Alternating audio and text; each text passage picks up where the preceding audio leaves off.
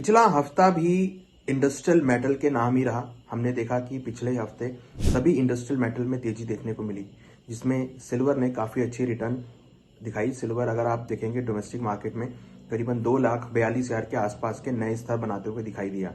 International market में almost $80 means करीबन $79.60 के लेवल सिल्वर ने बनाए। गोल्ड के अंदर भी हमने $4500 के ऊपर के लेवल आते हुए देखे और डोमेस्टिक मार्केट में 1,40,000 के लेवल आते हुए दिखाई दिए। इस तरीके से जियोपॉलिटिकल कंसर्न इंक्रीज होते हुए दिखाई दे रहे हैं रशिया यूक्रेन में, यूएस वेनेजुएला में, तो एक सेफ हेवन डिमांड गोल्ड के भावों में देखने को मिली। साथ साथ सिल्वर के भावों में भी हमने सप्लाई शॉर्टेज की वजह से एक खरीदारी का माहौल लौटते हुए देखा। इनफैक्ट हमने सभी इंडस्ट्रियल मेटल्स में, चाहे वो कॉपर हो, जिंक हो, लेड हो, एल्युमिनियम हो, निकिल हो, सभी के अंदर हमने खरीदारी लौटती हुई देखी। साथ साथ हमने सिल्वर के भावों में भी नए हाइस बनते हुए देखे। तो अगर हम बात करें तो पिछला हफ्ता बेसिकली इंडस्ट्रियल मेटल के नाम रहा और इंडस्ट्रियल मेटल में क्योंकि सिल्वर भी उसका पार्ट है तो सिल्वर के अंदर भी हमने बेतहाशा तेजी होती हुई देखी। अगर हम देखें तो आने वाले हफ्ते में भी लग रहा है कि सिल्वर के भावों में ट्रेंड पॉजिटिव हो सकता है।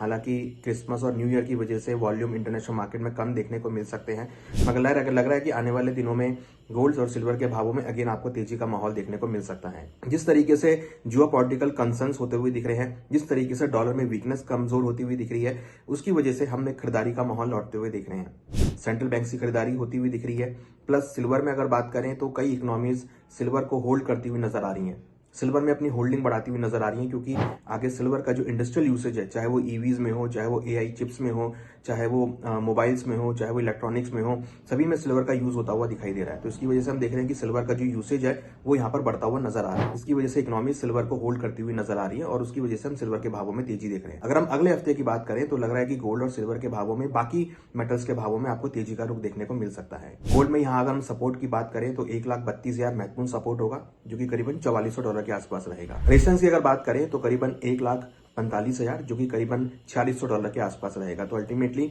4400 से लेकर $4600 की रेंज गोल्ड में देखने को मिल सकती है। अगर सिल्वर की बात करें तो सिल्वर में हमने 2,42,000 के लेवल बनते हुए देखे। तो यहाँ पर इंपॉर्टेंट सपोर्ट की अगर बात करें तो 2,40,000 और देन 2,32,000, जो कि करीबन $72 से लेकर $70 के बीच का रहेगा।